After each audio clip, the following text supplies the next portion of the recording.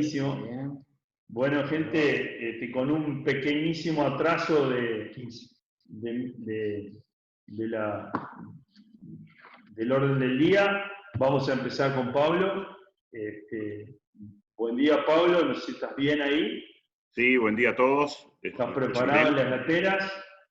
Como estamos todos esperando a ver cuáles van a ser los escenarios de la economía del mundo, del Uruguay y del sector para los próximos 5 años, con 3 lugares después de la coma de precisión, así que esperamos ansiosamente tu presentación. Adelante, Pablo, compartí vos cuando quieras. Bárbaro. Muchas gracias por invitarme hoy a estar con ustedes. A ver si acá logro.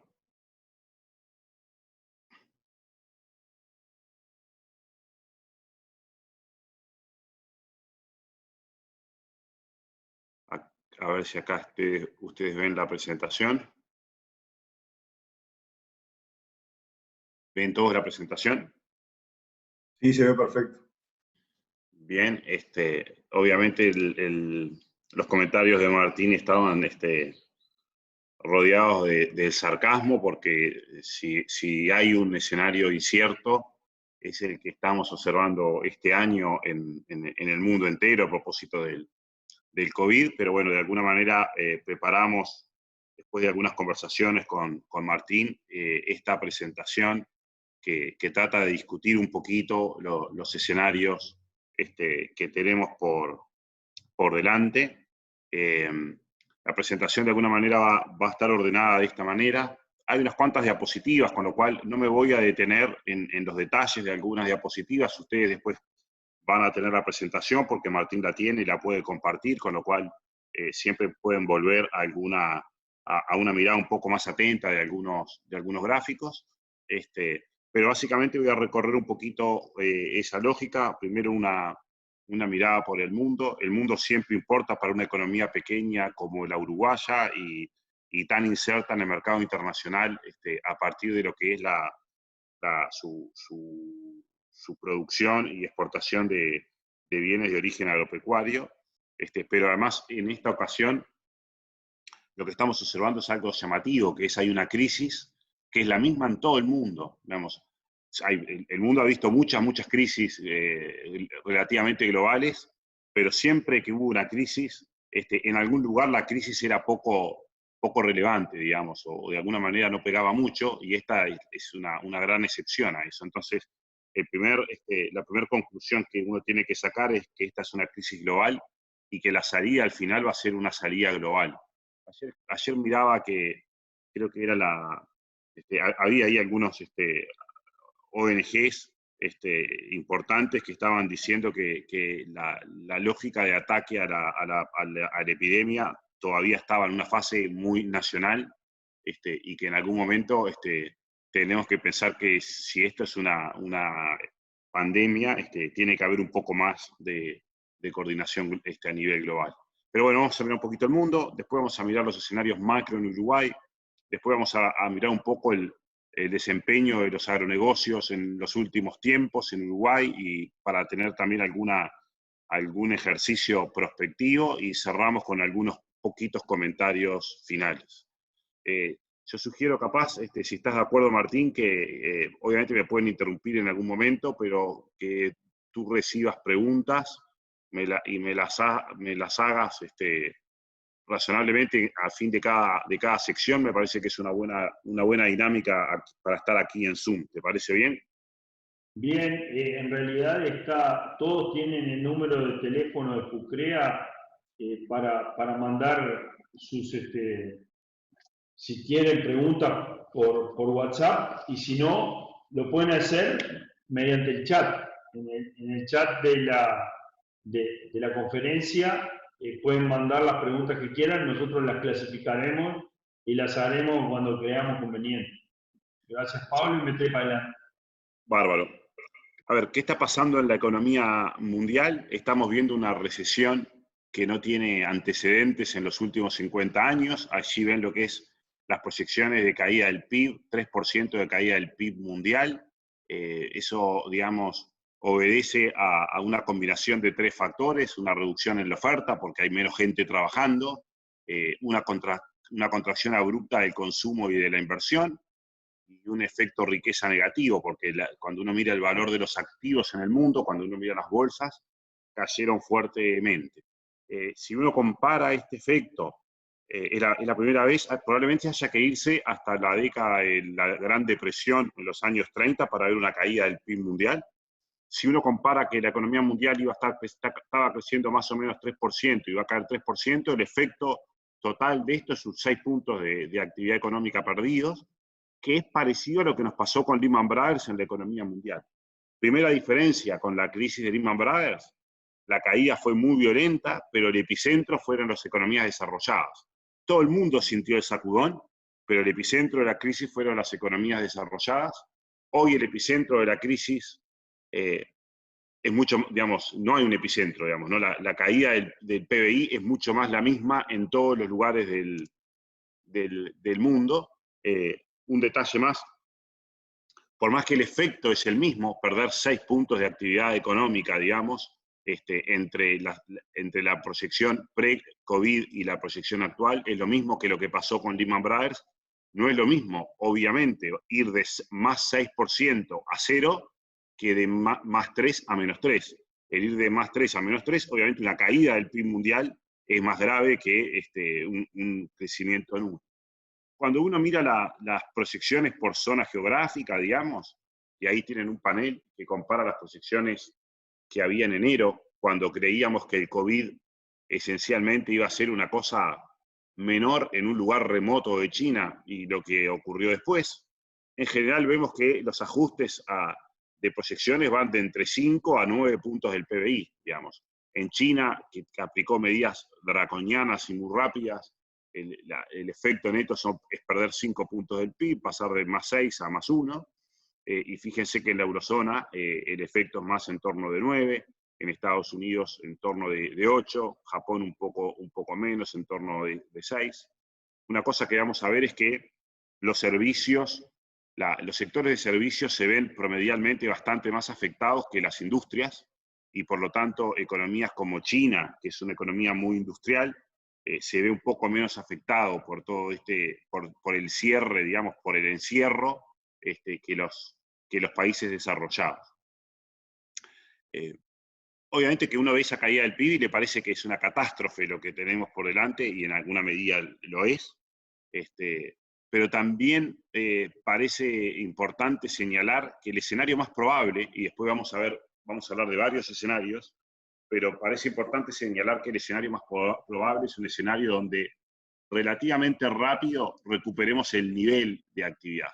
Y subrayo que es el nivel de actividad. Acá ven unas proyecciones del Fondo Monetario, aquí ven la variación del PBI en 2020, la gran mayoría de los puntitos de los países con variaciones negativas del PBI, pero hacia 2021 en el eje vertical son poquitos los países, hay 180 países, 189 países analizados por el fondo, solo 3 o 4 tienen variaciones nulas o negativas en 2021.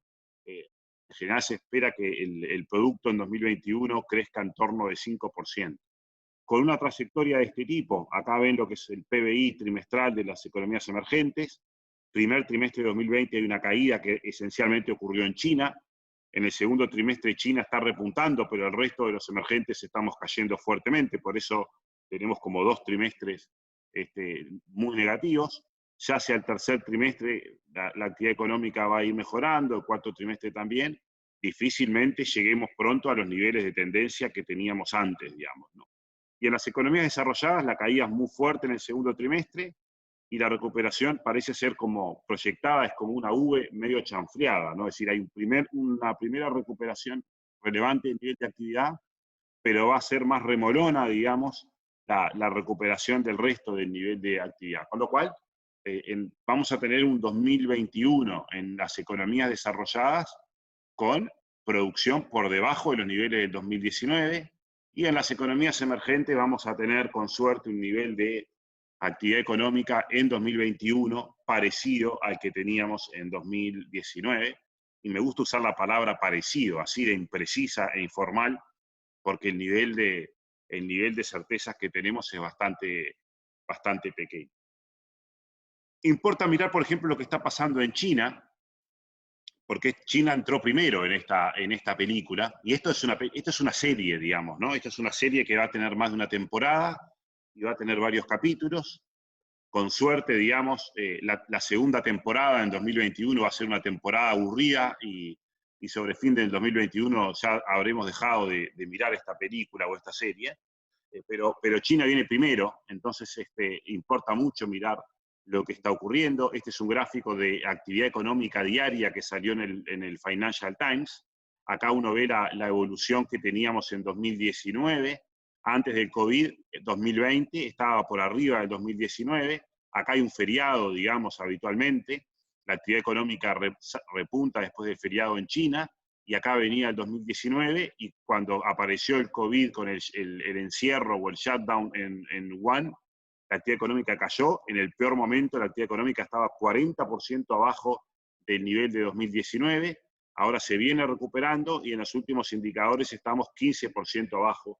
Este es un indicador un poco chapucero de actividad económica, no es el PIB, pero es un indicador que tiene frecuencia diaria, por lo tanto es bastante útil para seguir la coyuntura económica, pero no se queden con que el PBI va a caer 15% en China, eso no va a ocurrir. Pero bueno, es un indicador que nos ayuda a seguir en tiempo real la crisis económica.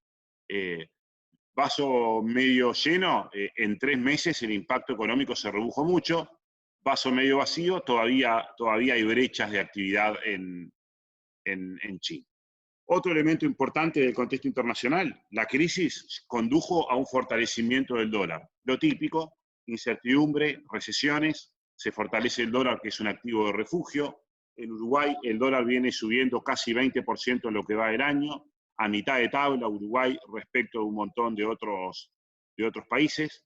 Brasil, vecino importante, después me refiero a Brasil, caótico, una suba de 45% del dólar, creo que es la moneda más afectada por el COVID, excluyendo el tipo de cambio paralelo en Argentina, que bueno, que esa es otra historia.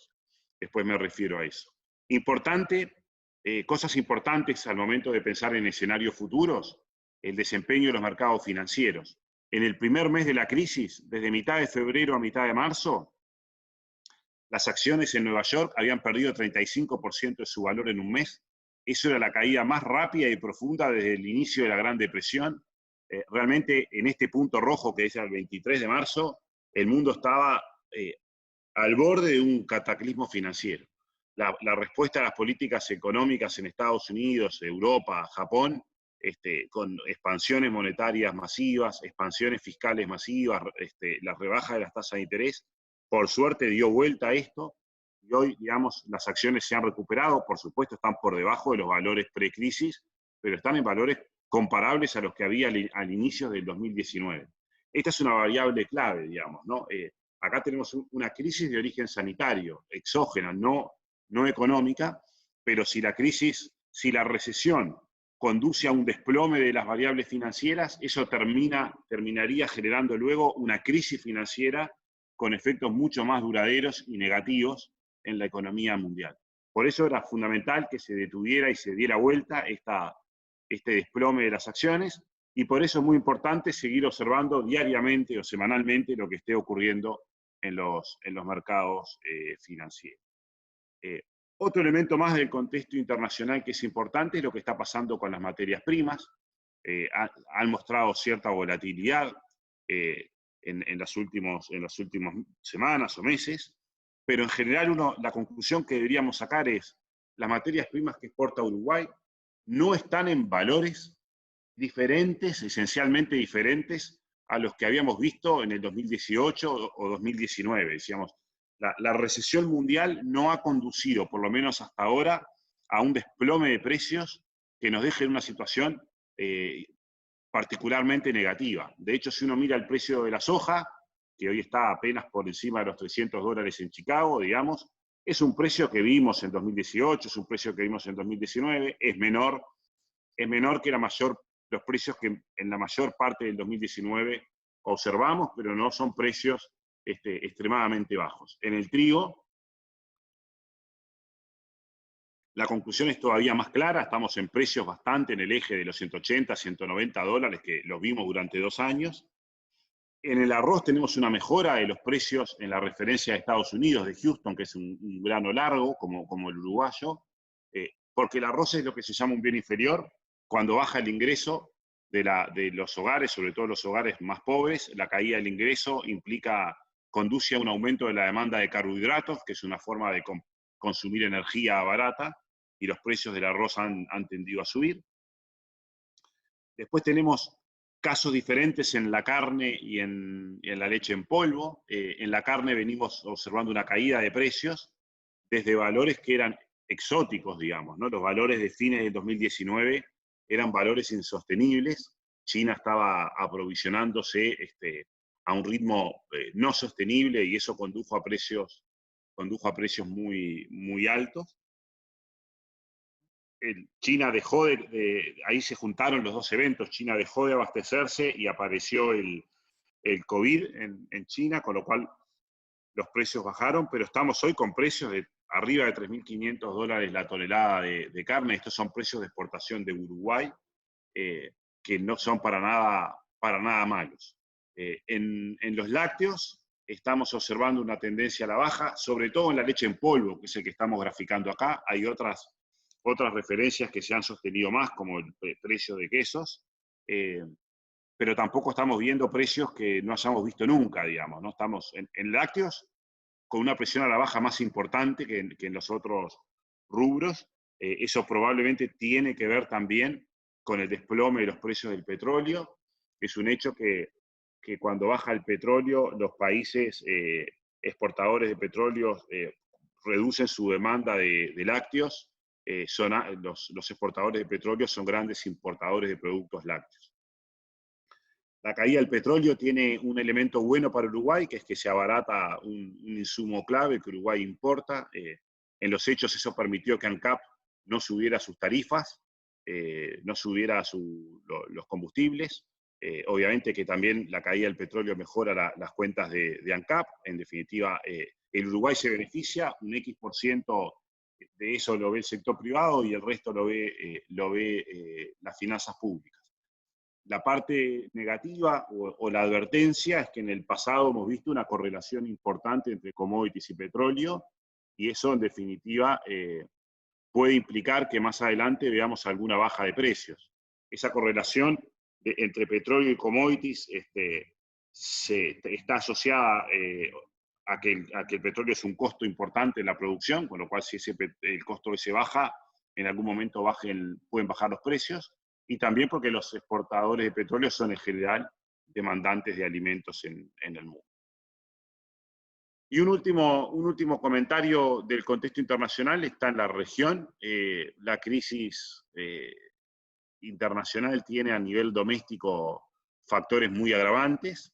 Del lado de Argentina hay una enorme crisis fiscal. Esa crisis fiscal está conduciendo a una enorme emisión monetaria. La emisión ha hecho que el dólar paralelo realmente haya subido a valores, esto es el dólar en términos reales en Argentina, a valores que uno solo encontraba inmediatamente después de la devaluación del 2002 o en los periodos de la hiperinflación de los años 80 o en las inflaciones de los años 70. Igual, acá hay una diferencia sustancial con lo que ocurrió en el 2002. En el 2002 Argentina tuvo una enorme devaluación y mejoró su competitividad. Actualmente lo que tenemos es un dólar paralelo separado del dólar oficial. Al final va a ser un modelo antiexportador. Argentina se encamina a un modelo donde el dólar oficial promedialmente va a ser barato, relativamente barato, porque lo van a usar para controlar la inflación, y el dólar paralelo va a ser promedialmente alto, digamos, ¿no? De hecho, este dólar paralelo, ya en términos reales, es mucho más alto que durante el cepo de Cristina. Y del lado de Brasil, estamos viendo una expansión enorme de la pandemia, un presidente irresponsable que ha perdido mucho apoyo político, que pone en dudas el futuro de las reformas que estaba empujando su ministro de Economía, y tenemos un dólar en Brasil que en términos reales es de lo más alto de los últimos 50 años. Y así como decía que Argentina se encamina a un modelo antiexportador, Brasil va a ser un duro competidor en los mercados internacionales de materias primas en los próximos años, porque por más que el dólar baje en los próximos meses, estamos en valores muy, muy altos y sería rarísimo que Brasil llegara rápidamente a los valores previos a esta devaluación. Uno tiene que pensar que Brasil va a quedarse con un dólar alto por un tiempo largo. Entonces, con esos elementos uno dice, bueno, ¿cuáles son los escenarios que se abren para la economía mundial? Y los escenarios que se abren para la economía mundial al final tienen un correlato en Uruguay, digamos. No es que Uruguay vaya a tener escenarios muy diferentes a los que tengamos en la economía mundial. De alguna manera, con esto de que se están usando estas letras para designar a los escenarios, nos parece que el escenario más probable es un escenario de una recuperación en V, eventualmente un poco asimétrica. Una recuperación en V es una caída fuerte del nivel de actividad y una recuperación bastante rápida del nivel de actividad, quizás en las economías desarrolladas, como decía antes, un poco menos rápida que la caída, y en las emergentes un poco más rápida que la caída. Ahí los factores de riesgo claves, en todos estos escenarios hay dos factores de riesgo: el comportamiento de la pandemia y las condiciones financieras. Un escenario favorable, que probablemente es el escenario más probable, digamos, es un escenario que tiene que tener de modo positivo la evolución de la pandemia. La clave es que cuando volvamos a esta nueva normalidad logremos gestionar los picos de los rebrotes del virus. En estos días se han observado algunos rebrotes en China y en Corea. En Corea han logrado contenerlos muy rápidamente. La estrategia para contener los rebrotes del virus es tener mucho testeo, hacer lo que se llama el tracking de las personas. Cuando aparece una persona infectada, identificar rápidamente todos los contactos o todos los lugares donde esa persona estuvo, testear a todas las personas con las que estuvo en contacto y poner en cuarentena a quienes están infectados. Esa es una variable clave del escenario, que logremos evitar picos importantes del COVID una vez que volvamos paulatinamente a la actividad, a retomar nuestras actividades con normalidad. Y la segunda variable clave es que las condiciones financieras no se deterioren más de lo que ya se han deteriorado. Ese es un escenario, digamos, que va a tener una recomposición de la actividad económica mundial. Pensamos que el dólar va a quedar relativamente fuerte en cualquier caso. No vamos a tener un dólar volviendo a los niveles pre-COVID. Vamos a estar en un mundo de dólar relativamente caro, o un mundo relativamente barato en dólares, con una cierta firmeza de los precios de las materias primas, digamos, y con cierta recuperación de los precios del petróleo, que hoy están afectados por una caída violenta de la demanda mundial. Ese nos parece que ese es el escenario más probable. Es un escenario relativamente positivo para países como Uruguay. Pero obviamente hay escenarios negativos que pueden venir por el lado de que se haga más difícil controlar la pandemia, o que se haga más difícil preservar buenas condiciones financieras. El escenario principal no está escrito, pero de alguna manera presupone que vamos a tener tratamientos médicos o vacunas a partir del 2022, digamos, ¿no? Que realmente en algún momento aparece una solución más o menos definitiva para el COVID. El escenario 2 es un escenario donde la pandemia vuelve con picos importantes y demoramos en tener vacunas y tratamientos, y de alguna manera eso es como un relativo fracaso de la nueva normalidad, porque obliga a encerrar a muchas personas recurrentemente, digamos. Es un escenario donde aparecen rebrotes más o menos importantes, y los rebrotes importantes tendrían dos efectos en la economía. Uno del lado de la oferta, que es que no se puede volver a una normalidad más o menos buena, sino que siempre hay bastante gente encerrada, pero más importante, este es un escenario donde la confianza del consumidor seguiría negativa y por lo tanto con mucha reticencia a consumir. digamos. Ese sería un escenario donde los precios de las materias primas podrían bajar más, porque la demanda mundial continuaría en niveles deprimidos, los precios del petróleo continuarían en niveles bajos.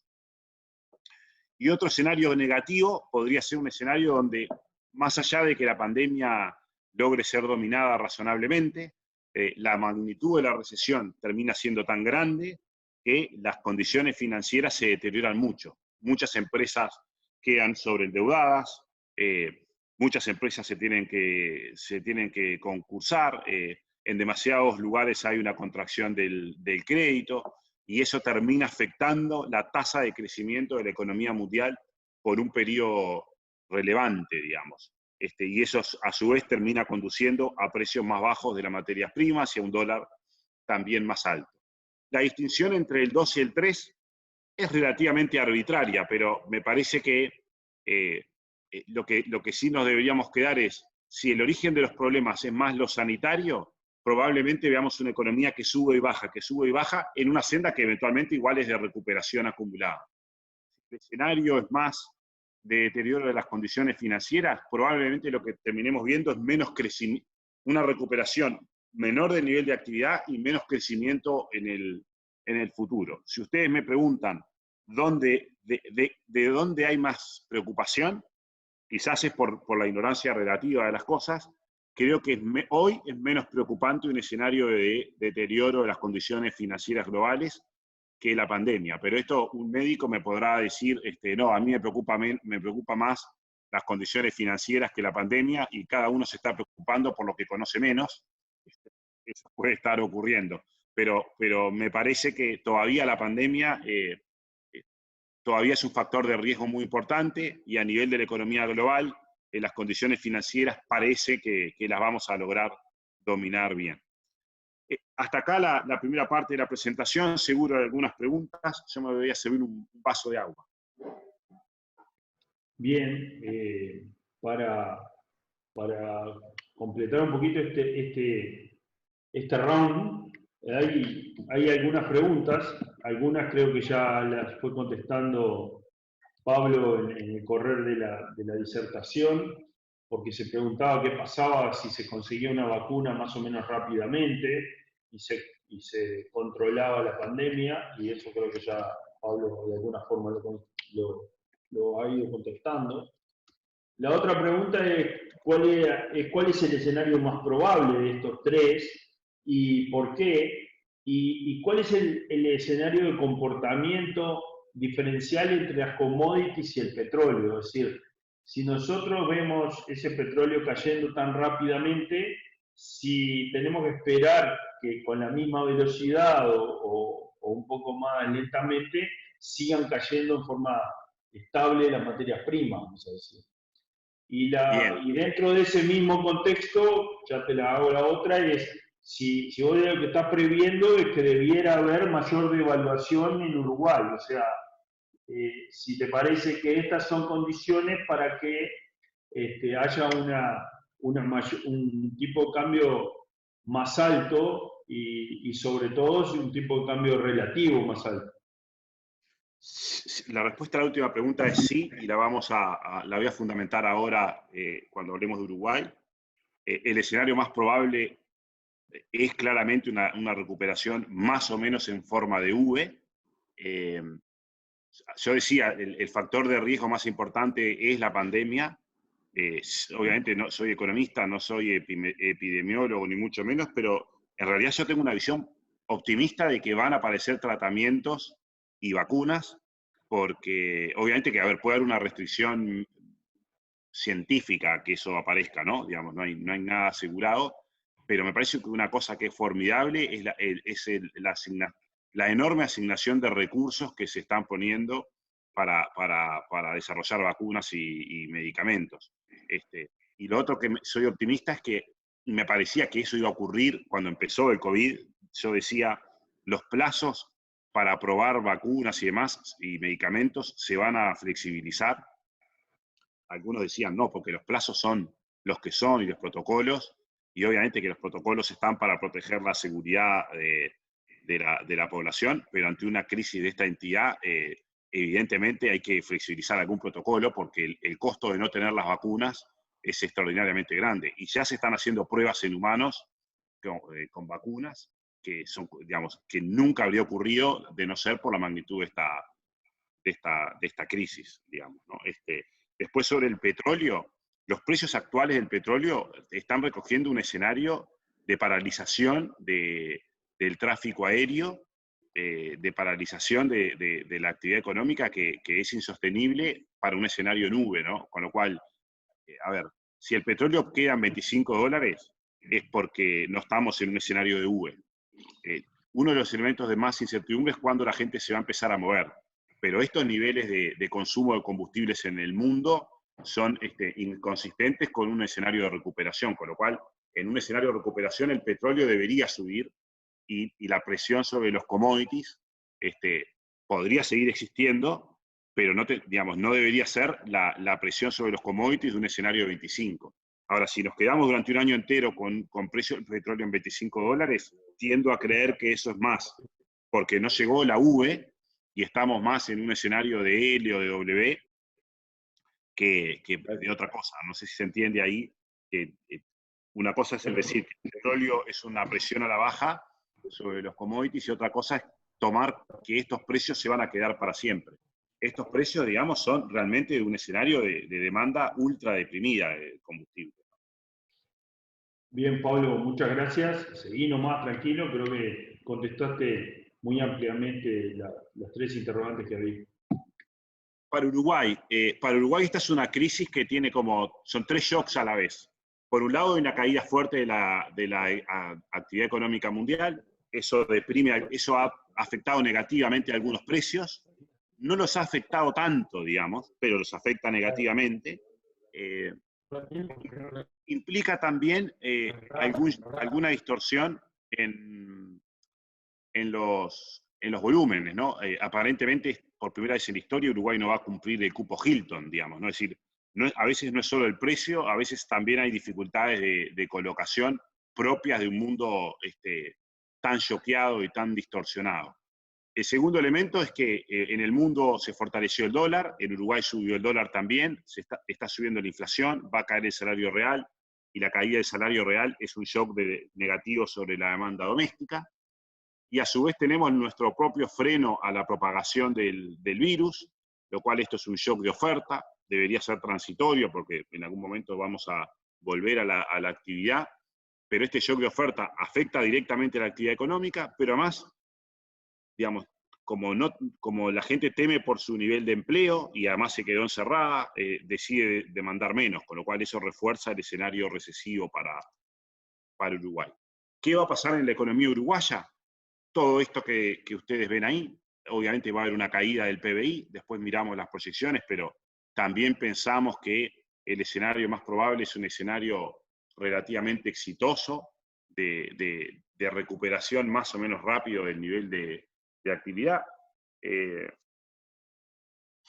Vamos a tener un dólar más alto, vamos a estar con niveles de inflación arriba de 10% por algunos meses, nos encaminamos a tener un déficit fiscal muy alto, del orden de 8 puntos del PBI, y vamos a ver un deterioro de todas las variables, digamos, que tienen un impacto en las condiciones socioeconómicas. ¿Sí? Va a caer el empleo, va a caer el salario real, va a aumentar la pobreza, va a aumentar la desigualdad. Estos son resultados inevitables. La política económica lo más que puede hacer es tratar de mitigar los efectos más nocivos de este escenario.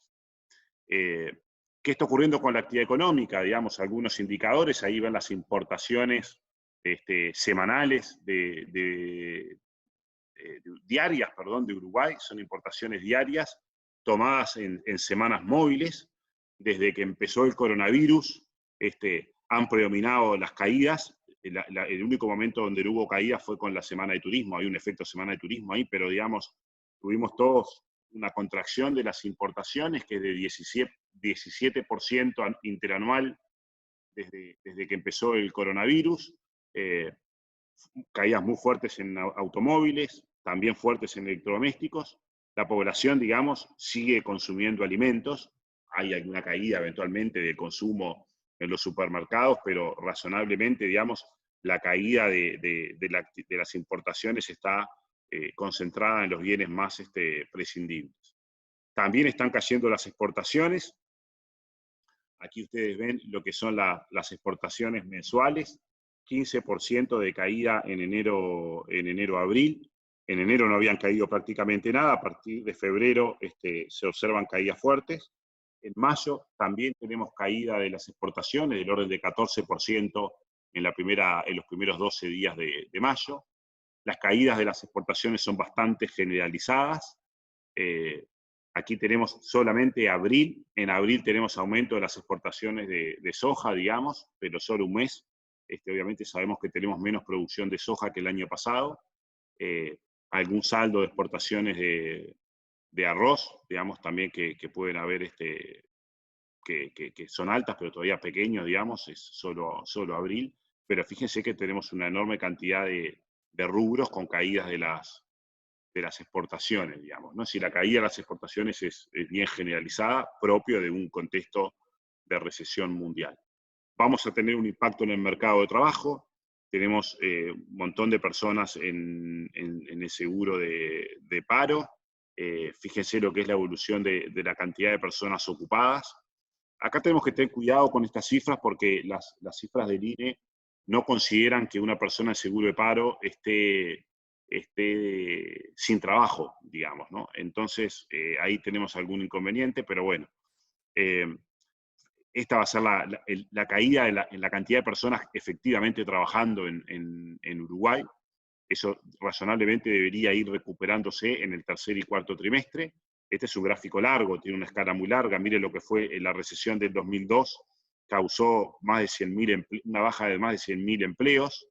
Algo parecido está ocurriendo ahora, desde niveles más altos, pero aquí las personas están cubiertas con seguro de paro. Acá no había mucha cobertura de seguro de paro. Pero también estamos pensando que a fin de este año la cantidad de personas ocupadas va a estar por debajo de los niveles del 2019. Y para ilustrar un poco mejor esto es bastante indicativo porque no tenemos la bola de cristal, estamos pensando que a fines del 2020 tengamos 40.000 empleos menos que a fines de 2019. ¿De dónde sale ese número? Y eso equivale más o menos a pensar que las empresas, cuando se haya normalizado la actividad económica, o más o menos esté normalizándose la actividad económica, hayan procurado ahorrar entre 2 y 3% de su costo salarial o de su mano de obra, ¿no? Es decir, las empresas venían en Uruguay claramente en un escenario de ajuste de su dotación de trabajadores, entendían que los niveles de productividad del trabajo eran bajos, y salir de este COVID con 40.000 empleos menos implica una ganancia de productividad del trabajo del orden del 2,5%. Totalmente plausible un escenario como el que estamos planteando, que implica que perderíamos en un año 40.000 empleos, después de haber perdido 50.000 en 5 años, ¿no? Y esto de alguna manera está pautando a nuestro juicio, y después me lo voy a retomar, que para la política económica debería haber una prioridad muy, muy clara en el empleo, cosa que no fue prioritario en los 5 años previos, más allá de la retórica del gobierno pasado, digamos, de que se preocupaba por el empleo. La política económica en realidad optó por mantener el salario real a toda costa, a pesar de que eso implicara una pérdida de empleos. Creo que eso no podría quedar igual en el 2020-2021. Después retomo esa idea. Aquí ustedes ven qué pensamos que va a ocurrir con la actividad económica en nuestro país. En el gráfico, en el panel de la izquierda es el escenario base. En Uruguay tenemos un tema con las comunicaciones. El consumo de datos está sobre representado en el PBI. Entonces, cuando sube el consumo de datos, cuando sube fuerte el consumo de datos, hay una distorsión sobre el Producto Interno Bruto, que este año se va a volver como muy loca, porque todo este consumo de datos que estamos haciendo ahora probablemente va a impactar mucho en las cuentas nacionales. No sabemos qué va a hacer el Banco Central con este problema, pero nos parece más fácil directamente concentrarnos en el indicador de PBI sin transporte y comunicaciones, que es lo que quiere decir sin T y C. Pensamos que el PBI en el promedio del año va a caer 5% más o menos, que implica que en el segundo trimestre vamos a ver una caída del PIB de entre 10 y 15% en relación al mismo trimestre del año anterior, del PIB sin transporte y comunicaciones, digamos, ¿no? Las cuentas nacionales probablemente van a mostrar una caída del PIB más del orden del 2,5%, si estimamos bien el efecto comunicaciones, pero lo relevante para entender lo que le pasa a la economía es que el PIB va a caer más en torno de 5%. Este es nuestro escenario, digamos, consistente con el escenario principal de la economía mundial. Eso supone que Uruguay le va más o menos igual que a la economía mundial. Escenarios negativos en W o en L implicarían algo de este tipo, que la caída es más profunda, pero sobre todo que la recuperación después se hace más lenta, y por ejemplo, uno podría pensar en que recuperamos parte del nivel de actividad hacia el cuarto trimestre, pero que nos quedamos ahí un tiempo más en valores inferiores. Por supuesto que uno puede decir, no, tiene que haber subas y bajas, pero no tiene mucho sentido que nos pongamos a inventar trayectorias de subas y bajas del nivel de actividad, pero sí el concepto de que nos podríamos quedar en todo 2021 con un nivel de actividad varios puntos inferiores a los que teníamos antes del COVID, que es lo que, fíjense aquí, en un escenario como este, el producto sin comunicaciones caería 8, y después solo se recuperaría 3 o 4, con lo cual quedaríamos 4 o 5 puntos por debajo del escenario 2019, ¿no? De los niveles de actividad del 2019. El último punto que quería comentar de este escenario es que cualquiera sea la proyección que manejemos, nosotros vemos que el dólar en Uruguay va a seguir subiendo, por la sencilla razón de que el dólar en Uruguay estaba muy bajo antes del COVID. Ahí ven el poder de compra del dólar frente a Estados Unidos, un dólar realmente muy bajo.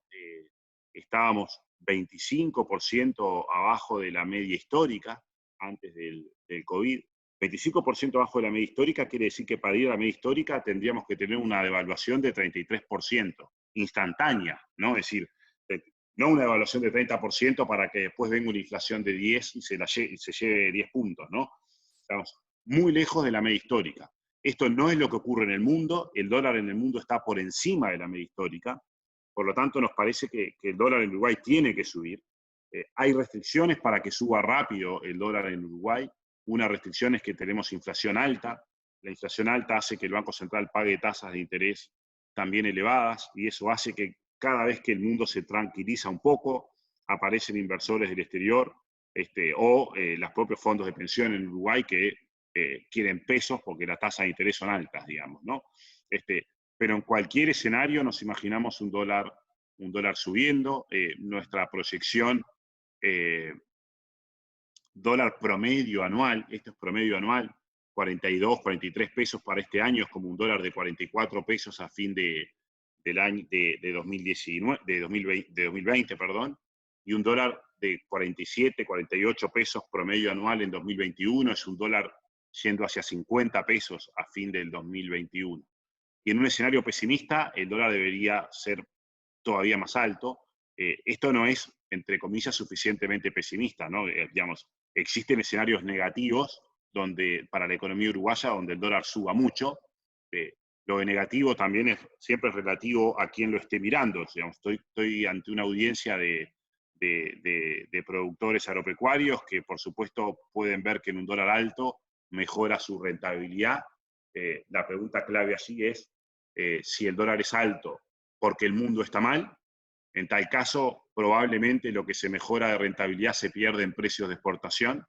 También existen escenarios donde el mundo se va a un escenario nube, pero Uruguay queda atrapado en algunos problemas domésticos, que después voy a volver sobre ese punto. Uruguay tiene una serie de desequilibrios propios que tiene que resolver. En la lógica de este escenario que estoy comentando, estoy planteando que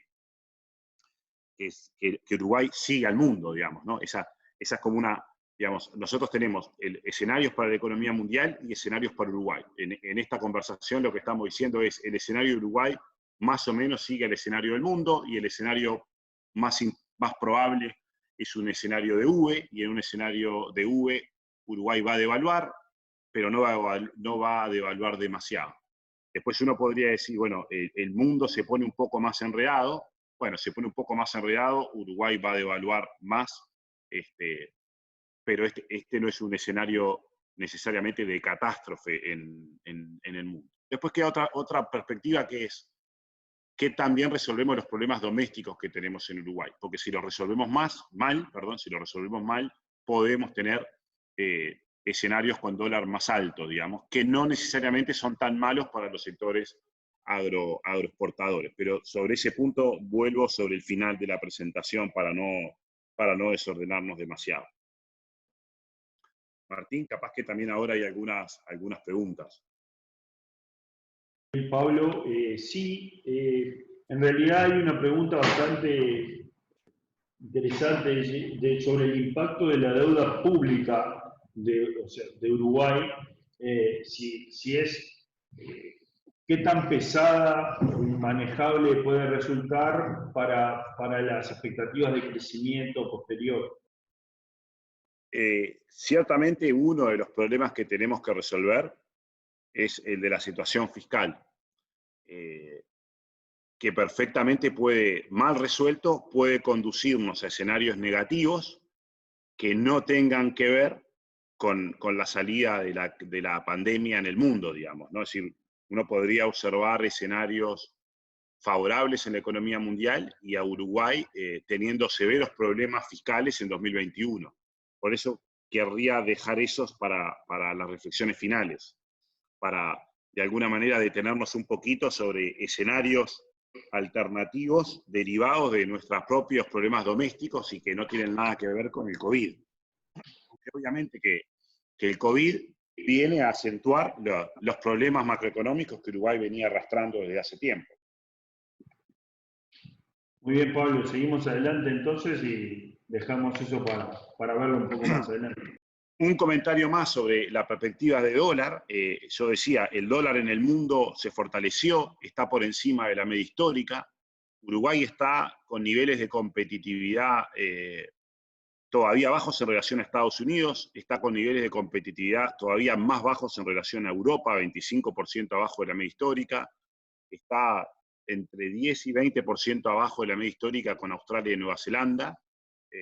Con Argentina importa poco, porque tenemos muchos problemas con Argentina, digamos, ya no le vendemos bienes, el modelo argentino se va a volver antiexportador, para el turismo siempre va a ser importante y va a ser caótico, porque esos dólares paralelos no nos van a traer nada bueno, pero con Brasil estamos en niveles pésimos de competitividad, peores que los que hubimos en los peores momentos después de la devaluación del Plan Real, y Brasil es un mercado relevante de todo punto de vista, porque es un gran exportador de alimentos, con lo cual es un competidor en los mercados internacionales, es un mercado para nuestros alimentos, es un país que compite con la industria manufacturera uruguaya en el mercado doméstico y también nos trae turistas. Que de nuevo, el turismo es lo menos relevante hoy porque probablemente no vamos a poder dejar entrar a los brasileños por el grado de descontrol que tienen con la pandemia. Pero a ver, los niveles de competitividad que tenemos con Brasil son alarmantes, por decir lo menos, ¿no? Entonces, me parece que el dólar en Uruguay va a tener que subir a pesar de que eso traiga otras consecuencias negativas en el entorno macroeconómico, como más inflación o pérdida de salario real. Después voy a retomar sobre el final ese punto.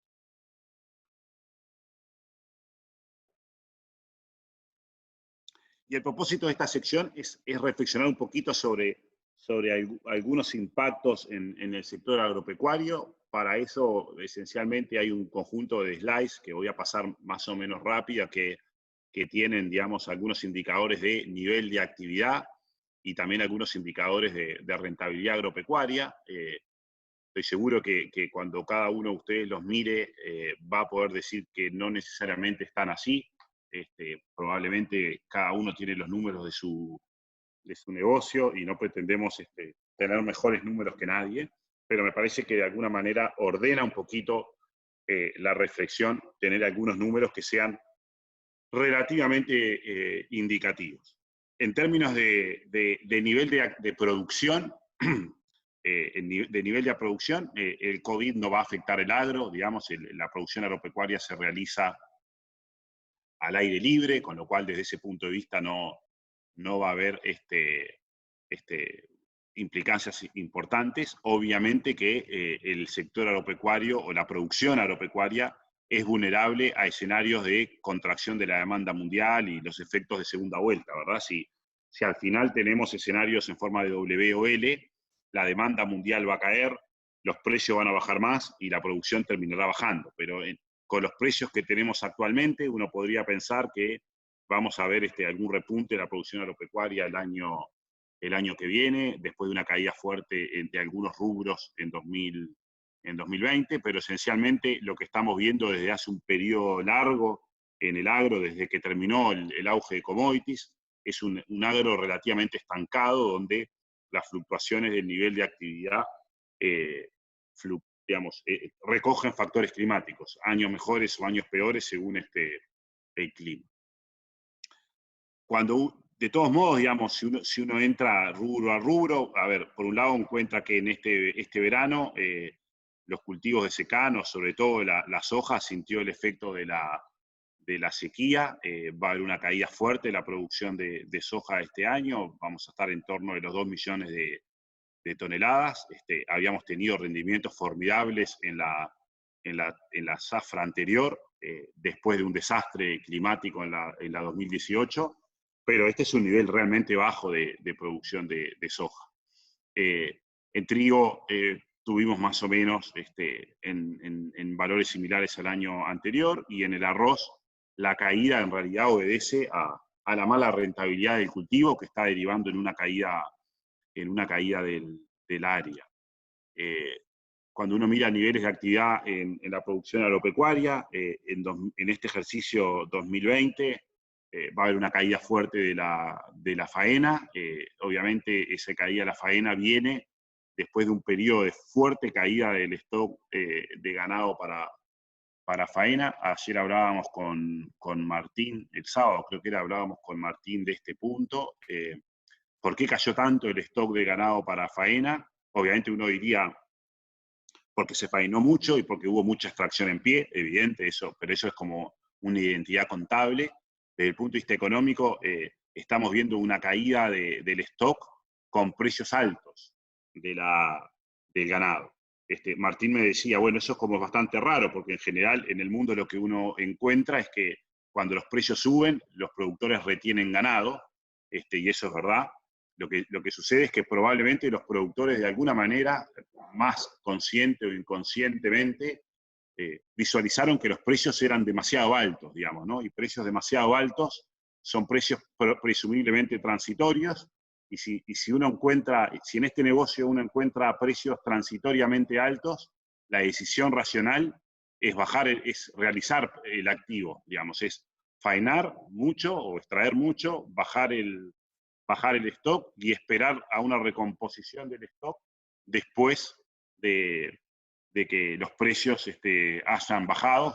Yo creo que eso es lo que efectivamente ocurrió en Uruguay, pero estamos con niveles de stock de ganado para faena que son los más bajos de la historia, creo, con lo cual tenemos por delante un par de años por lo menos donde los niveles de faena van a ser bajos para poder recomponer stocks.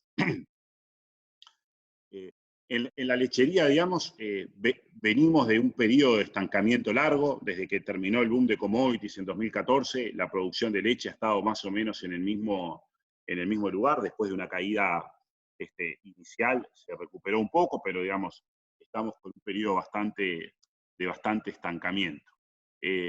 También bajó la extracción de madera en 2019. La extracción de madera bajó esencialmente por la parte que es madera para aserríos y chapas, pero este es un sector, el sector forestal es un sector que va a tener va a continuar expandiéndose.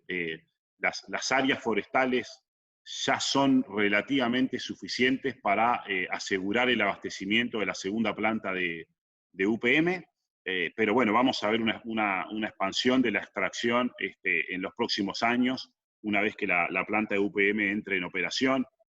En principio pensábamos que iba a ser en junio del 2022, capaz que se atrasa un poquito más por el el COVID, pero el sector forestal va a ser un sector dinámico. Yo creo que acá me adelanto al horizonte temporal.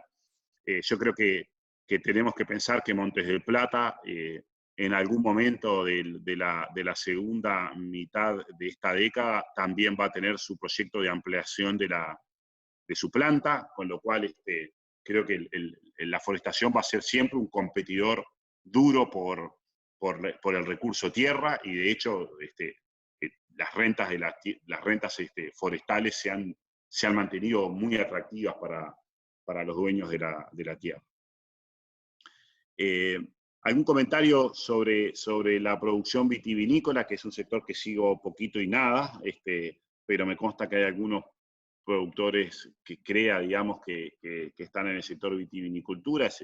El sector vitivinicultura es un sector, digamos, que tiene baja competitividad internacional, con lo cual la gran mayoría de la producción de vino es para mercado doméstico. Para los vinos de calidad preferente, que es el segmento de la producción que está expuesta a la competencia de importados, estamos sufriendo la falta de competitividad bilateral con Europa y con Chile, sobre todo, porque en todo caso los vinos europeos son marginalísimos, pero Chile, que es un competidor relevante, tiene mejores niveles de competitividad, y Argentina, con su modelo antiexportador, y a ratos va a ser competitivo y a ratos no lo va a hacer, pero en un escenario de mejora del tipo de cambio en Uruguay, creo que ese segmento del mercado va a tener promedialmente un poco más competitividad que la que ha tenido en los últimos años. Pensando para adelante, nosotros tendemos a pensar que la devaluación del peso uruguayo va a generar condiciones para que la agricultura mejore un poco sus márgenes, digamos, ¿no? Obviamente que en el día a día la evolución de los rendimientos es una variable clave, por eso estamos pensando que baja el rendimiento de la soja, pero pensando hacia los próximos 3-4 años, razonablemente los márgenes de la agricultura deberían mejorar. Ya ha ocurrido algo en el trigo, digamos, ¿no? El trigo había estado, después del boom de commodities, con rendimientos realmente muy malos. Creo que ya estábamos con rendimientos un poco mejores, y bueno, la soja muy volátil por los rendimientos. Creo que la fase de rendimientos negativos en el arroz va a terminar. Por un lado, porque me parece que la industria, digamos, no tiene espacio para seguir bajando el área como ha sido la resultante de la fijación de precios que ha habido. Estamos viendo que los precios de exportación del arroz son altos en relación al precio en chacra. Por más que haya costos domésticos que hayan subido por el atraso cambiario, nos parece que probablemente la industria tiene margen para mejorar el precio al productor, y la suba del dólar va a reducir los costos industriales, con lo cual me parece que estamos en la puerta de un ciclo de recuperación del área arrocera en los próximos años. En lo que es ganadería, los ingresos de los ganaderos mejoraron mucho en el ejercicio de 2018-2019. Estos son datos, hasta 2018-2019 son datos de plan agropecuario. Nosotros pensamos que este año los criadores también mejoraron porque tuvieron un primer semestre muy bueno, y por lo tanto tendrían que mejorar respecto del año anterior, pero estamos, digamos, en más o menos que podamos tener de margen de error, con resultados ganaderos notoriamente mejores que los que hubo después de la caída de las materias primas. Y con el dólar subiendo, eso debería favorecer la rentabilidad de la ganadería. En la lechería estamos con niveles, es difícil poner una nota a los niveles de rentabilidad de la ganadería. Es un EBITDA relativamente alto por hectárea, en torno de 200, pero obviamente mucho más bajo que las rentabilidades que habíamos visto en los mejores momentos del auge de commodities, y en lo que fue como el promedio, un promedio medio engañoso porque hay momentos muy malos y momentos muy buenos. Digamos, $200 por hectárea no es nada bajo, pero no es bueno en relación a la historia. Creemos que este número también deberían mejorar en los próximos años si los precios de los lácteos se mantienen en los valores actuales. Un punto más de reflexión para la ganadería, sobre todo, es que la ganadería venía de años, de alguna manera, a ver, dos reflexiones contradictorias, porque en esto, más que certeza, me parece que suma tener elementos para la discusión. Hay como dos cosas contradictorias. Por un lado estoy diciendo, la suba del dólar favorece la rentabilidad de la ganadería, y eso es cierto. También veníamos en los años anteriores, hasta hace un par de meses, y todo el ejercicio 2018-2019, con precios muy altos del ganado, que se combinaban. Precios muy altos de exportación, negocios de exportación en pie, irrepetibles, digamos, precios relativos desfavorables para la industria. Fíjense que este ratio de precios de exportación sobre novillo gordo, contra un promedio histórico realmente largo, por debajo de la media histórica. Rentabilidades industriales negativas, y estamos hoy en un momento donde la industria frigorífica, la realidad es que está sobredimensionada. La industria frigorífica es una industria que desde hace mucho tiempo está sobredimensionada. Opera con algunos subsidios implícitos importantes, como el seguro de paro. El uso rotativo del seguro de paro es un subsidio realmente importante para la industria frigorífica, digamos. Probablemente ese mismo mecanismo de subsidio de seguro de paro es una variable que contribuye a que la industria no haya ajustado su exceso de capacidad, pero con este nivel de stock retrocedo mucho, ¿no? Pero con este nivel de ganado para faena y con cualquier escenario que tengamos de recomposición, vamos a tomar años en llegar a niveles de 2 millones de stock de ganado para faena.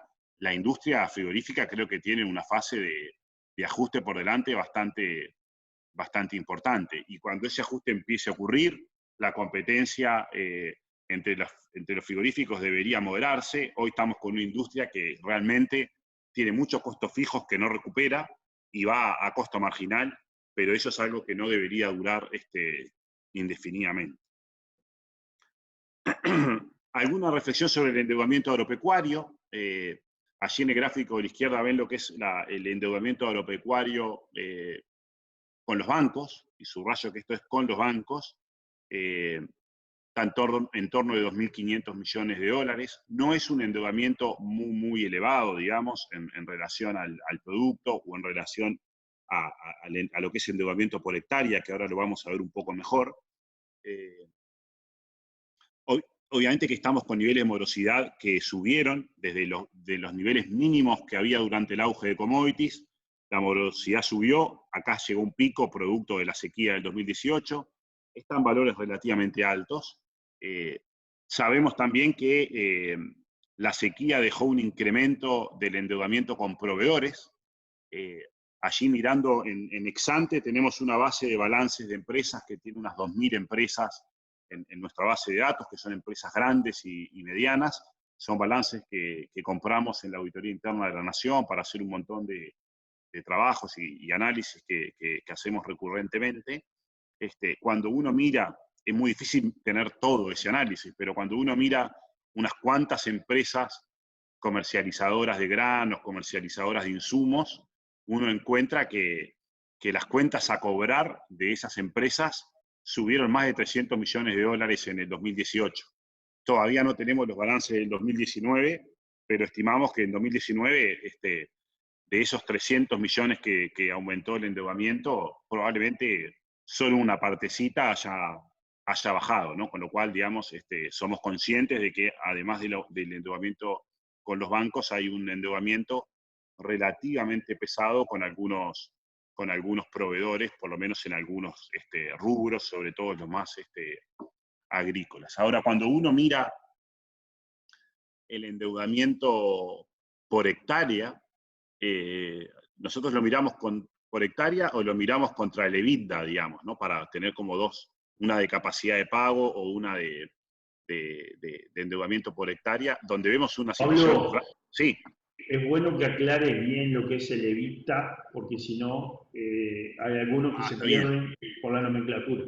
El EBITDA es como un resultado operativo sin depreciaciones y sin impuestos, ¿no? Es el resultado antes de pagar intereses, antes de pagar impuesto a la renta y antes de las depreciaciones. Es como un aproximado de la generación de caja que hace el negocio, digamos, ¿no? La primera aproximación a la generación de caja es ese resultado antes de amortizaciones, impuestos e intereses.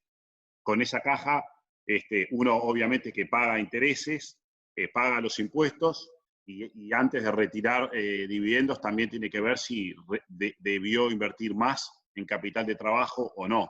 Pero es como un indicador bastante robusto de generación de fondos, digamos, ¿no? En general no estamos viendo endeudamientos elevados en relación a esa medida, ni en relación a las hectáreas. La gran excepción es el arroz. En el arroz, fíjense que tenemos $1.000 por hectárea de deuda bancaria y $400 más de deuda con el fondo arrocero, con lo cual es casi como que el arroz debe una zafra, digamos, ¿no? En términos de costo, muy, muy alto. La deuda de la soja son $120 por hectárea con los bancos, eso no es mucho, tampoco es mucho en relación al resultado operativo. El trigo tampoco debe mucho en relación a su resultado operativo. De ver un año de resultado operativo es algo bastante llevadero en general. Obviamente que importa la tasa de interés, pero en definitiva uno puede convivir con deber un año de resultados y no debería tener problema. Lo mismo con las explotaciones ganaderas. Estamos en explotación, en promedio las explotaciones ganaderas deben menos de un año de resultados, $50 por hectárea. La lechera debe 2 años y pico, digamos, ¿no? Está un poquito más apretada, pero yo creo que en los próximos años la rentabilidad va a mejorar, con lo cual cuando mejore la rentabilidad, este endeudamiento no va a parecer tan elevado. Yo diría que en endeudamiento, luz roja en el arroz, amarilla en la lechería y verde en soja, trigo y explotación ganadera, con la advertencia de que el verde de soja y trigo puede variar mucho según productor y también la parte de endeudamiento no bancario puede ser importante y nos la estamos perdiendo un poquito, ¿no? Es decir, ahí hay que tener un poquito más de cuidado con esa conclusión. Después, cuando uno mira la morosidad, la realidad es que aparecen cosas relativamente consistentes con lo que venía diciendo. En el arroz, una tendencia sin parar al alza de la morosidad porque hay mucho endeudamiento. En la agricultura, la morosidad alcanzó un pico en 2018, digamos, pero está bajando, propio de que, digamos, la sequía hizo que subiera la morosidad, pero eso se está acomodando. En la lechería está un poco alta, y en la ganadería está un poco alta que no debería, yo creo que debería ir bajando próximamente, digamos, pero está un poco más alta de lo que parecería la conclusión si uno se queda con que solo se deben $50 por hectárea. Último comentario sobre el escenario agropecuario. De alguna manera en este escenario agropecuario me estoy quedando con el escenario principal, ¿no? Un escenario donde decimos los precios de los commodities se mantienen más o menos como están, el dólar sube en Uruguay, mejora la rentabilidad, eso debería conducir a cierta expansión del área agrícola, no muy grande, pero cierta expansión del área agrícola, a una recomposición más o menos sistemática de los resultados de las explotaciones agropecuarias en todos los rubros, más allá de la incidencia que siempre va a tener el clima. Por cierto que en escenarios negativos, si los escenarios son negativos provenientes de la economía mundial, hay más para perder que para ganar. Es decir, escenarios malos de la economía mundial van a ser escenarios de menos precio de las materias primas y por lo tanto, aun cuando haya un dólar más alto, eso puede ser negativo para la producción agropecuaria uruguaya. claramente negativo para los agrícolas, digamos. Los agrícolas tienen un componente importante de su costo en dolarizado, digamos, y por lo tanto la ganancia de competitividad, o mejor dicho, la mejora de rentabilidad asociada a un dólar más alto es menor, digamos, ¿no? En la ganadería cuenta un poco más, digamos, la dolarización es menor, pero también ocurre que en un escenario negativo para la economía mundial, la demanda de proteína de carnes es probablemente la más afectada, porque en definitiva es como un alimento de lujo, con lo cual creo que en general no hay mucho para ganar de escenarios negativos en la economía mundial, aunque traigan un dólar más alto para Uruguay. Distinto es escenarios donde la economía mundial permanece en este escenario principal en forma de V, y en Uruguay problemas domésticos se empujan sobre el valor del dólar. Ahí puede haber alguna oportunidad de mejora de la rentabilidad en los negocios agropecuarios.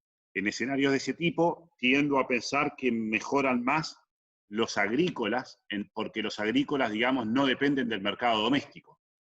Mientras que la carne y la leche tienen una contribución importante a la rentabilidad del complejo dentro del propio mercado doméstico, ¿no? Con lo cual, cuando el dólar sube, la rentabilidad del mercado doméstico baja y compensa la mejora de rentabilidad que se obtiene en el mercado exterior.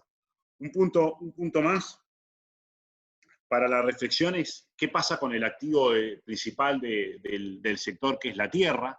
Qué puede ocurrir con los precios de la tierra. Allí ven lo que es la evolución de los precios de la tierra en Uruguay, el precio promedio de la tierra, ¿no? Esta serie de DIEA, de precio promedio de la tierra, hay que manejarla con alguna cautela, porque obviamente que es está afectada por el tipo de tierras que se vendieron en cada año, por la cantidad de transacciones que se hicieron en cada año, pero es un indicador razonable de lo que ocurrió, digamos, ¿no? Lo que ocurrió es que durante el boom de commodities la tierra creció fuertemente. Cuando las materias primas se desplomaron, los precios de la tierra ajustó a la baja, pero en el último tiempo empezó a haber más transacciones y los precios de la tierra han tendido a subir un poco. ¿De qué depende el precio de la tierra? En Exante tenemos un modelo que muestra que promedialmente el precio de la tierra depende de dos variables claves. Depende del precio del ganado como indicador de rentabilidad, como resumen general del indicador de la rentabilidad de la ganadería, que finalmente es el uso principalísimo de la tierra en Uruguay, y del área agrícola, que de alguna manera recoge el grado de intensidad de la competencia por el recurso, digamos, ¿no? Cuando la agricultura tiende a expandirse, la competencia por el recurso tierra aumenta. Los dos casos con elasticidades altas. ¿Qué es la elasticidad? Esto nos dice que si hay un aumento permanente del precio del novillo de 10%, la tierra tiende a subir 12%. Y que si el área agrícola sube 10%, el precio de la tierra tiende a subir 9%. ¿Qué también funciona este modelo? Depende para qué. Si lo queremos usar para pronosticar, diríamos que funciona mal, porque no hay ningún modelo que pueda lograr pronosticar sistemáticamente bien el precio de los activos, del activo tierra, del dólar, de las acciones.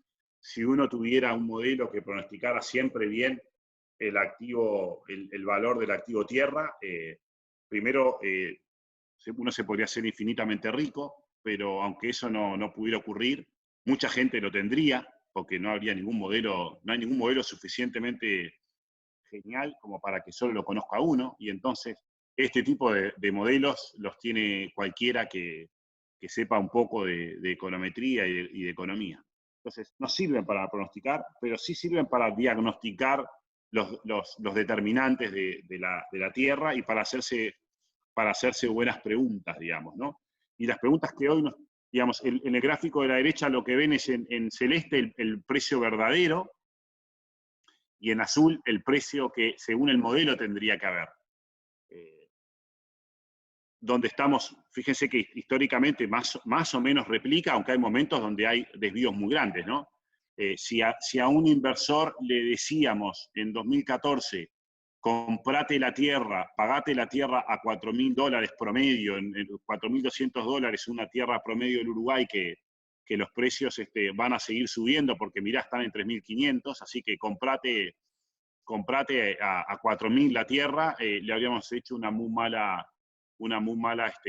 recomendación. Y si le hubiésemos dicho vendete la tierra a 3.000 porque total los precios son esos, también le habríamos hecho una mala recomendación.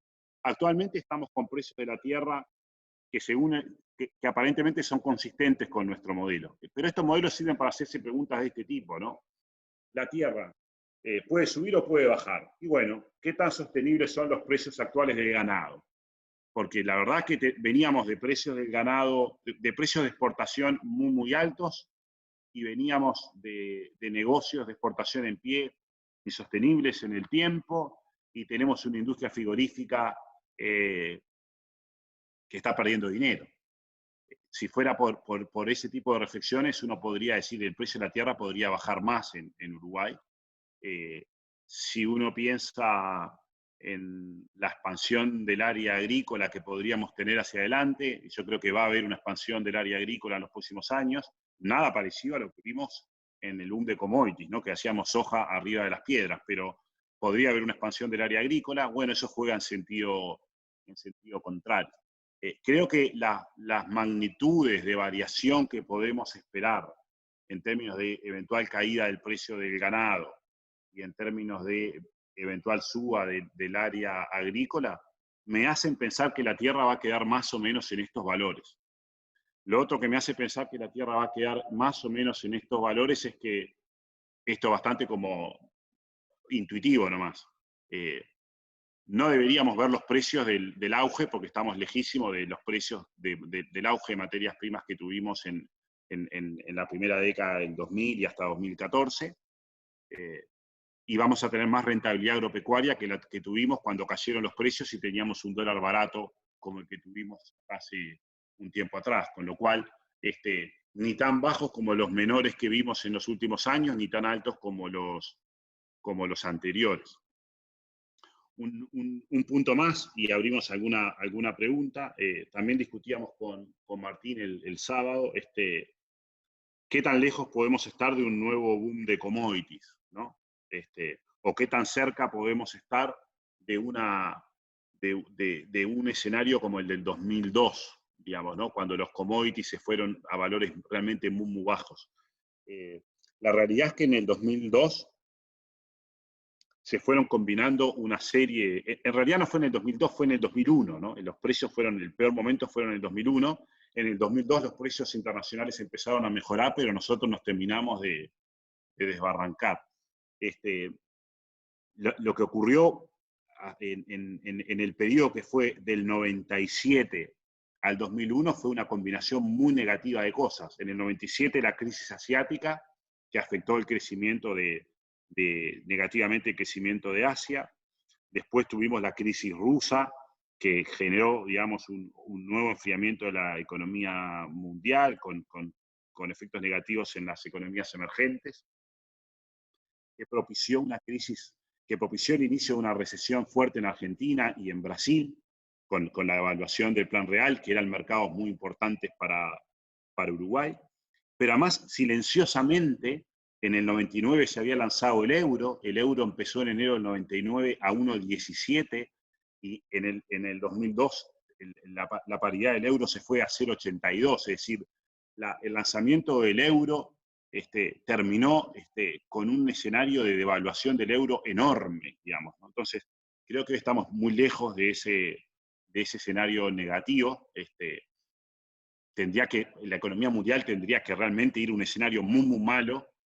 Tendríamos que ir a una L muy, muy mala para tener una caída de las materias primas de la entidad que vimos en el 2000, 2001. Creo que estamos lejos de ese escenario, pero bueno, condiciones financieras adversas o una pandemia muy mala nos podrían llevar ahí, no podemos perder de vista ese escenario. Creo que también estamos lejos de un nuevo auge de las materias primas. China, digamos, sigue siendo un motor formidable de la economía mundial, es un gran demandante de proteína animal y de carne vacuna. Estos escenarios como el COVID al final dejan algo positivo, estructural, que es que la gente valora más la seguridad alimentaria. Y la carne, en ese sentido, creo que tiene tiene un activo importante en materia de seguridad alimentaria, y Uruguay con su trazabilidad también. Pero hoy no hay un motor que nos permita creer en un nuevo auge de commodities, porque hoy China crece al 6% anual, India crece al... India va a ser un motor importante de la economía mundial, pero está creciendo al 6-7% anual. No está creciendo al 10% anual como creció China entre el 80 y el 2010-2012. Entonces, India va a ser importante, pero no va a ser tan importante como lo fue China cuando crecía al 10%. India puede crecer a tasas del 7 u 8% si hace las cosas bien, pero no al 10%. Y después va a venir África. África probablemente va a ser un motor muy importante.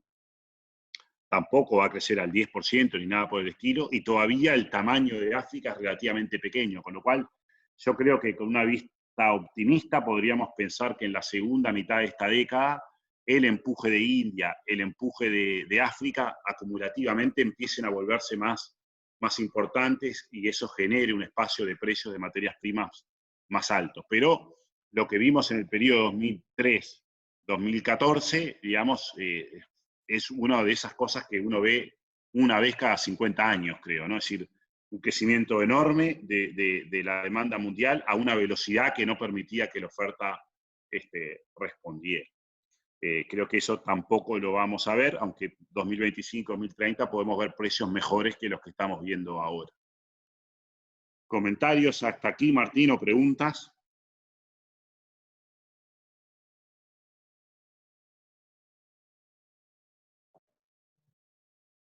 No lo veo, no lo escucho. Ahora sí, Sí. no podía sacar el micrófono. No, hay una pregunta que me parece que es relevante, que es si podemos correr con Brasil en base a devaluación. O sea, en realidad la reflexión que hace uno de los participantes es si realmente podemos correr esa carrera para competir con Brasil, o necesariamente tenemos que considerar que la competencia con Brasil está perdida, o por lo menos la competencia en precio, y tratar de aprovecharlo de otra forma. A ver, el dólar que vemos hoy en Brasil es de una crisis formidable, ¿no? Si usted no sé si han visto la velocidad a la que está creciendo la pandemia en Brasil, es comparable a lo que vimos en España, Italia, Estados Unidos, ¿no? Decíamos, muy problemática.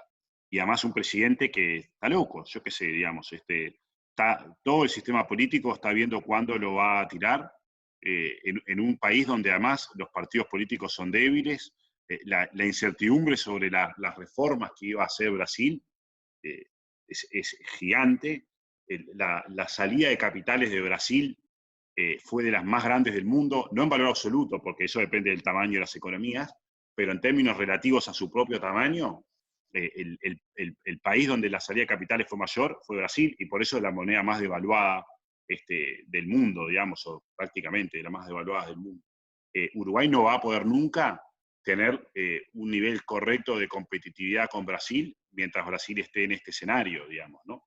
Lo que me parece sí es que tenemos que, desde el punto de vista normativo, Uruguay no puede, digamos, una cosa es decir, no podemos devaluar como Brasil, lo cual es obvio porque sería una catástrofe, sería súper inflacionario y conduciría a un empobrecimiento y a una caída de salario real gratuito, pero obviamente que empezamos a tener un dólar un poco más alto y tendremos que convivir con que Brasil va a ser un competidor duro en todos los sentidos. Dicho eso, Uruguay tiene como... Brasil es un jugador importante en los mercados de materias primas, no es el único jugador. Obviamente es un exportador importante de soja, con lo cual un dólar barato en Brasil va a ser un elemento que presione a la baja los precios de la soja, pero no es un elemento determinante, ¿no? Yo pienso, digo, bueno, en soja, ¿qué implicancia tiene que Brasil sea tan barato? La única implicancia es el precio de la soja en Chicago, digamos, y no va a ser el único que lo mueva, ¿no? Entonces, en un mercado como el de soja, creo que Uruguay solamente se va a ver afectado en tanto se afecten los precios como cualquier otro exportador de soja del mundo. En un mercado como el de la carne, y Brasil va a ser un competidor duro, ya es un mercado, digamos, la soja es el commodity por excelencia, ¿no? Todos los porotos de soja son iguales en el planeta, pero en la carne, digamos, la calidad es un elemento fundamental. La calidad de la carne es fundamental, la calidad sanitaria es fundamental, con lo cual obviamente, digamos, nos vamos a defender mejor en los mercados que valoren la calidad y lo vamos a sufrir en los mercados que no valoren la calidad, y obviamente que cuando la industria faena un animal, lo trozan 1000 pedazos, y hay pedazos que terminan en mercados que no valoran la calidad, con lo cual algo eso al final también va a terminar doliendo. Después Brasil es como un mercado relevante para colocar nuestros propios alimentos, ¿no? Nosotros colocamos lácteos, colocamos arroz, bueno, esas se van a volver mucho más peleadas con un Brasil así de devaluado, ¿no? No podemos tener un dólar tan alto como el de Brasil, digamos, no se sostendría, digamos, un dólar tan alto como el de Brasil conduciría a enormes niveles de inflación. Tenemos que tener competitividades un poco mejores, digamos, tenemos que tener competitividades un poco mejores que esta. Bien, muchas gracias, Pablo. Dale nomás, porque no tengo más preguntas por ahora. Bueno, y terminamos nomás como con alguna reflexión de este tipo, que es, a ver, decíamos, Uruguay, nuestro escenario principal es una recuperación en forma de V. Una recuperación en forma de V es que recuperamos nivel de actividad, pero queda una pregunta importante sobre cómo va a crecer Uruguay. Después vuelvo sobre ese punto. Ahora, para recuperar nivel de actividad y decir que a fin del 2020, principio del 2021, tenemos más o menos el nivel de actividad del 2019, hay una serie de requisitos fundamentales. El primero es que el sector público logre financiar su déficit. Uruguay va a tener un déficit fiscal de 8 puntos del PBI, lo cual es enorme, digamos, ¿no? La deuda pública uruguaya va a pasar de 63 a 73% del PBI. Es un desafío financiar ese nivel de déficit. Creemos que es posible, digamos, creemos que es posible. De hecho, en las últimas semanas hubo emisiones de deuda de varias economías emergentes. Aparentemente Uruguay está preparando su propia emisión, pero estamos en un terreno resbaladizo, ¿no? Un país que tiene 8% de déficit fiscal, que no es Estados Unidos, digamos, tampoco es Chile, que tuvo una disciplina fiscal muy grande durante muchos años, es una luz amarilla importante. Segundo elemento relevante es que el fortalecimiento de la red de protección social que implementamos en estos meses o en estas semanas, más o menos le dé soporte al consumo, digamos, ¿no? Probablemente lo va a hacer. Pero el elemento 3 es muy, muy importante, que se preserve la cadena de pagos, que se preserve el crédito. El gobierno ha tomado muchas medidas enfocadas en las pymes. Mi preocupación está en las empresas grandes, porque habitualmente se cree que las empresas grandes tienen mucha espalda, pero eso no necesariamente es cierto, digamos. De hecho, cuando uno mira, y vuelvo a la base de datos que tenemos en Exante con 2.000 empresas, los problemas de sobreendeudamiento son más frecuentes en las empresas grandes que en las empresas pequeñas, porque las pequeñas acceden poco a los bancos. Lo que ocurre es que cuando se cae una empresa grande, arrastra un montón de proveedores que son empresas medianas o pequeñas, ¿no? Entonces, la preservación del crédito en las empresas grandes, a nuestro juicio, es un elemento que requiere todavía más trabajo. Precisamos un dólar más alto, estamos en camino de eso, pero el dólar va a tener que seguir subiendo, y eso implica convivir con niveles de inflación más altos.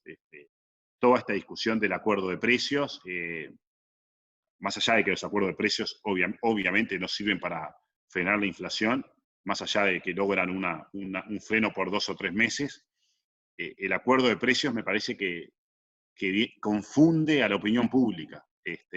Aquí lo que deberíamos estar viendo es un gobierno que dice que la inflación es de 10% porque durante muchos años no combatimos la inflación, Y entonces llegamos al COVID con una inflación de 8,5%, y es inevitable que la inflación esté arriba de 10% por algunos meses, hasta que se moderen algunas de las presiones inflacionarias. En la inflación alta, además, hay un efecto exótico de la carne que obviamente va a desaparecer.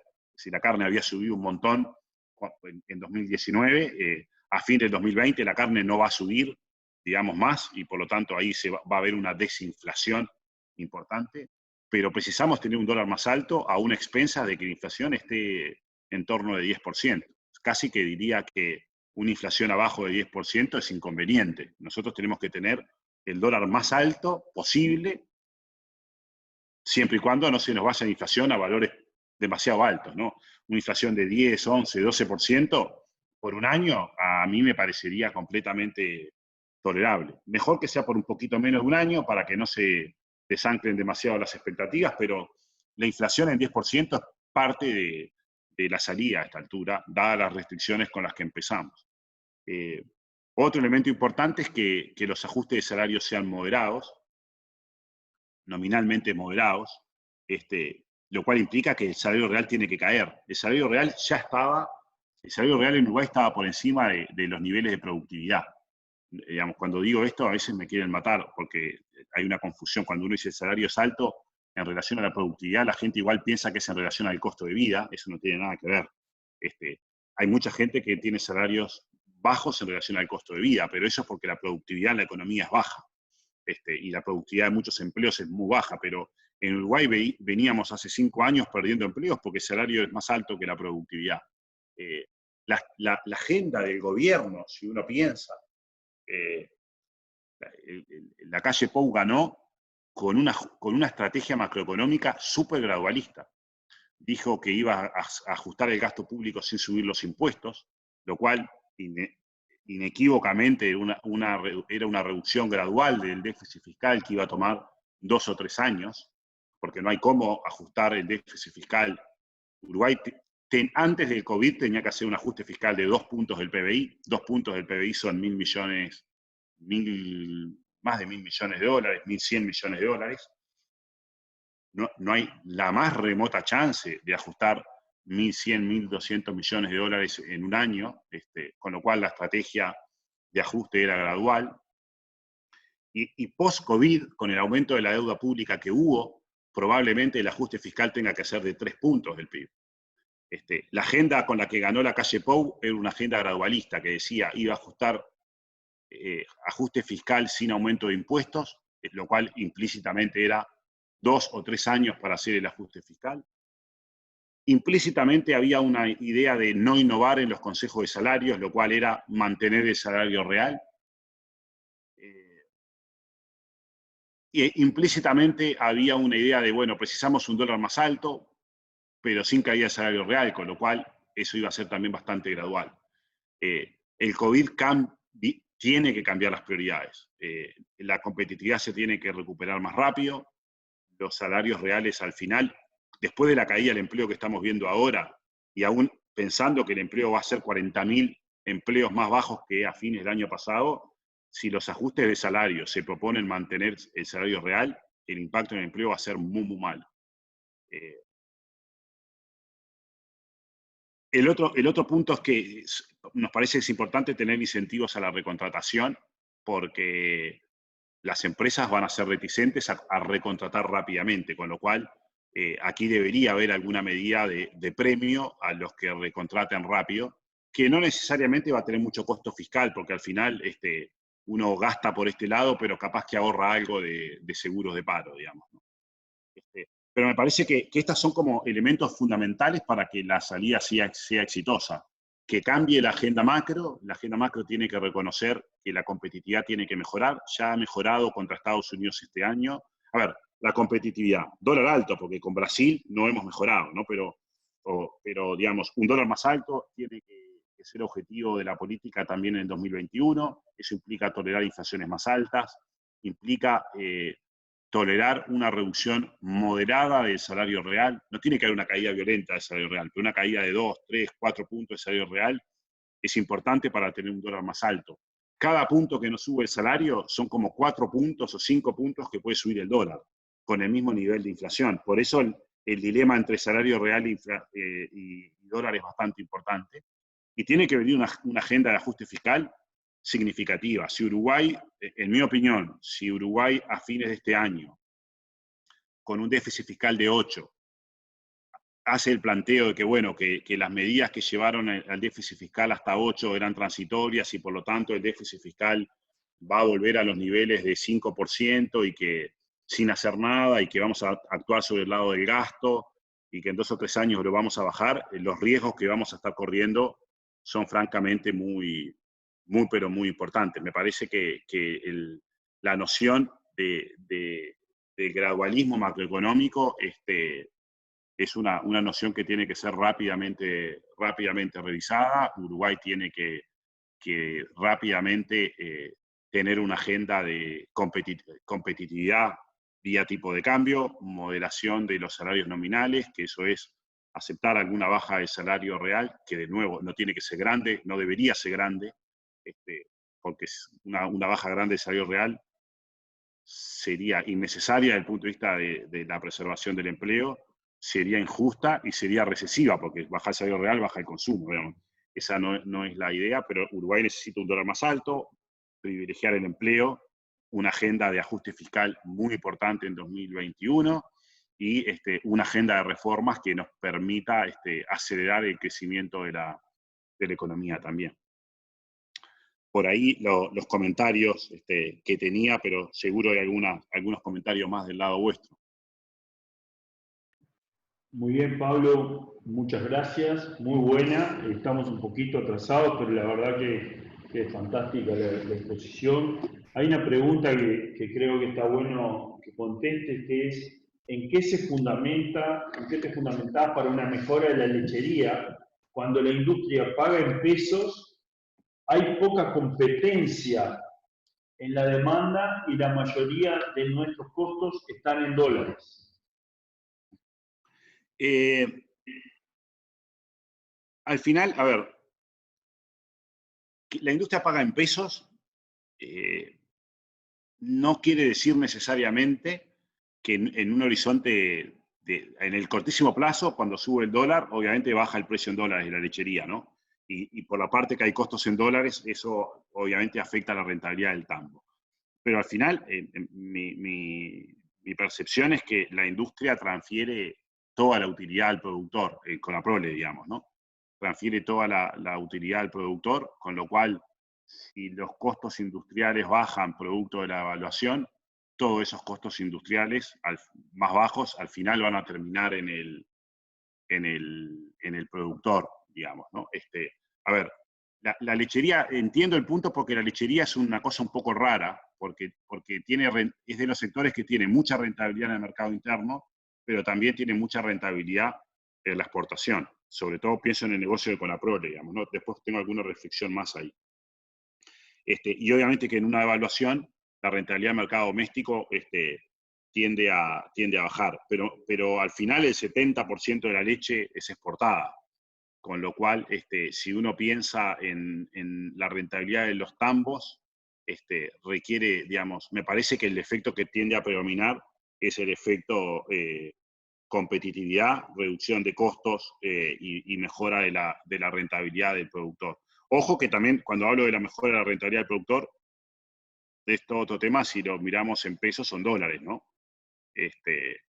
Pero tiendo a pensar que la rentabilidad, digamos, en términos reales del productor tiende a mejorar y que la capacidad de consumo del productor tiende a mejorar en un escenario de devaluación que no sea recesivo en Uruguay, ¿no? Que no sea demasiado malo para el negocio de consumo doméstico. Me parece, puedo estar equivocado, pero tiendo a pensar que eso es el efecto predominante. Después hay otra cuestión que tiene que ver con el grado de competencia, ¿no? Yo, la verdad que a esta altura tengo la percepción de que la industria láctea en Uruguay tiende a un monopolio, como ocurre en Nueva Zelanda, digamos, con Fonterra, ¿no? Al final, Conaprole es la empresa que tiene el mejor parque de activos industriales, es lo que le permite valorizar la leche mejor que cualquier otro competidor que procese volúmenes importantes. Digamos, y dado que tiene una estructura cooperativa, me parece que hasta, digamos, es como un elemento que no veo con malos ojos. Quizás a fines de los 90, el sector estaba en una crisis y la percepción que era generalizada, una percepción de que Conaprole finalmente era una empresa ineficiente, cuasi pública, que en los hechos generaba que el productor fuera muy afectado por toda esa ineficiencia, pero yo creo que en el periodo que fue del 2000 hasta el 2014, 2015, hubo una revolución silenciosa en la industria láctea. La producción de leche creció un montón, Conaprole se volvió mucho más eficiente, racionalizó sus plantas, adquirió mucho más volumen, con lo cual las ineficiencias que eventualmente existan en Conaprole, que seguro existen porque conocemos la dureza que tiene el sindicato, digamos, y las dificultades para tomar algunas medidas de racionalización que tiene Conaprole, de todos modos me da la impresión de que esas ineficiencias licuadas en el volumen de producción de Conaprole, al final son poco importantes, y uno lo ve en que todas las otras empresas lácteas que hay en Uruguay, digamos, la verdad que la están pasando muy mal, ¿no? Le fue muy mal al Grupo Gloria, las cooperativas la están pasando también muy, muy mal, tienen niveles de endeudamiento extraordinariamente elevados. Los otros inversores privados con otros proyectos tampoco les ha ido bien. Schreiber Foods cerrados, ¿no? Con lo cual, la verdad que tiendo a pensar que el sector se va a configurar con un único actor relevante, digamos, ¿no? Y que probablemente pueda haber empresas lácteas muy de nicho, pero para tener productos lácteos de nicho, ni siquiera hace falta tener leche, digamos, no hace falta tener cuencas. Uno podría comprarle la leche a Conaprole y manufacturar productos de nicho, ¿no?